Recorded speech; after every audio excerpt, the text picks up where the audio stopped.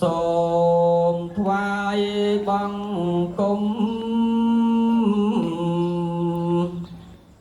ព្រះសាងគុណប្រសើរបំផុតក្នុងលោកកាជាគ្រូនៃមនុស្សនិងទេ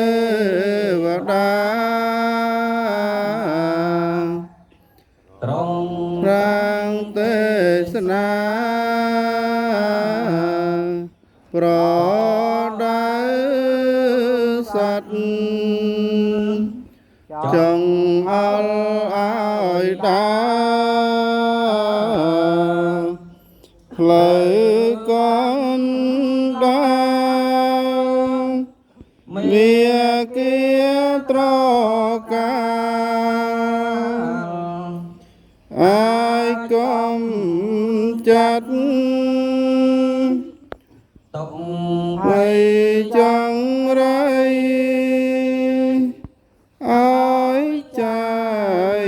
បាត់អាយកាន់សង្សារព្រះទុកបានសាសនា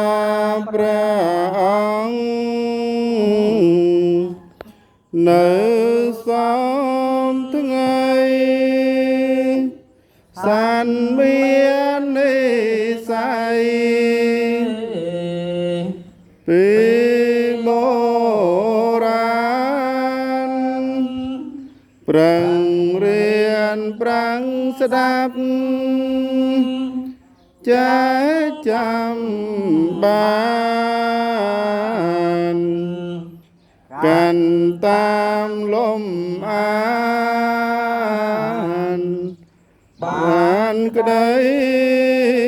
សុខឥតមានសុខណា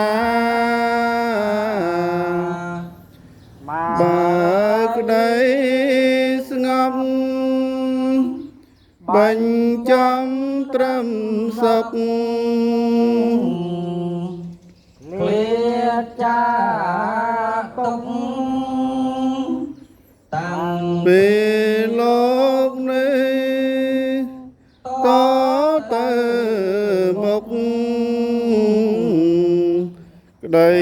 សុខកាងមានប្រទស្អប់ខ្ញុំ សូមអង្គមបងព្រះធម៌ព្រះសង្ឃបវរទាំងគុំសំរួមជាត្រៃរតន៍គួរគោរពជាមលំត្រជាង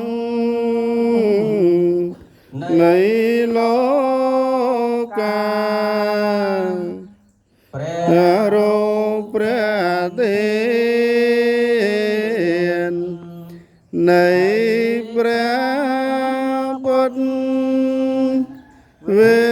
សន្តាងអង្គព្រះសាស្តាជាគុណឯរតន៍ជួយខេមរាឲ្យបានសង្ឃាតរៀងទៅសូមអនុមោទនី សាធុ សូមមន្តលើកប្រហោប្រណំសម្រាប់